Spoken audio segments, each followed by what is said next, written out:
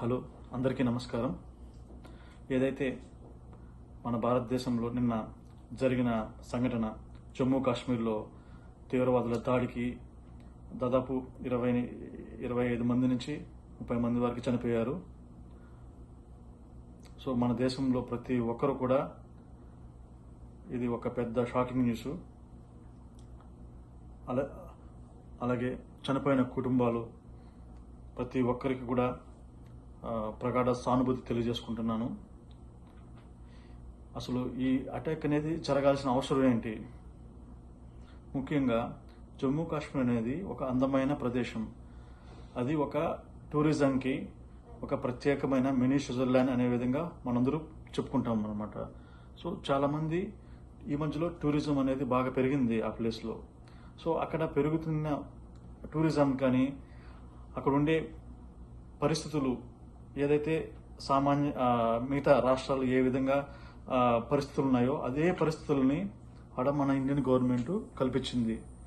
So అది tourism అనేది ఒక 1 yearలో 2 years నుంచి చాలా చాలా హై పీక్స్కి రీచ్ అయిందనమాట.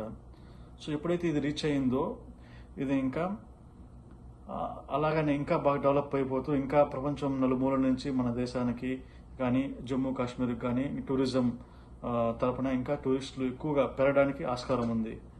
ఈ తరుణంలో ఏం జరుగుతుందంటే ఇది కావాలనే దురుద్దేశంతో ఇక టూరిజం పెరగకూడదు, డెవలప్ అవ్వకూడదు, దీన్ని ఎలాగైనా డిస్టెబిలైజ్ చేయాలని చెప్పేసి ఈ ఉగ్రమూకలు చేసిన ఇలాంటి దుశ్చర్యకి తగిన గుణపాఠం మన భారత ప్రభుత్వం చేస్తుందని ప్రపంచాన్ని ఎలా ఉండాలంటే ఇలాంటి దుశ్చర్య ఎప్పుడు కల్లో కూడా చేయకూడదు.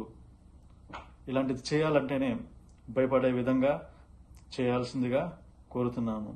ప్రపంచాన్ని ఆశ్చర్యపరిచే విధంగా ఈ దుశ్చర్యకి సమాధానం మన భారత ప్రభుత్వం ఖచ్చితంగా చేస్తుందని నమ్ముతున్నాను.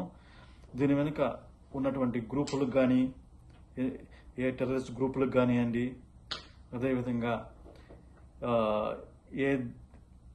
ఏ దేశమైతే ఈ దుశ్చర్యలకి అండగా నిలుస్తుందో వాటన్నిటికి కూడా ప్రపంచం ఆశ్చర్యపోయే విధంగా సమాధానం చెప్పాల్సిందిగా మన భారత ప్రభుత్వంలో పనిచేస్తున్నటువంటి యంత్రాంగాన్ని, మన భారత ప్రభుత్వ ప్రధానమంత్రి గారిని, ప్రతి ఒక్కరిని కోరుతున్నాము.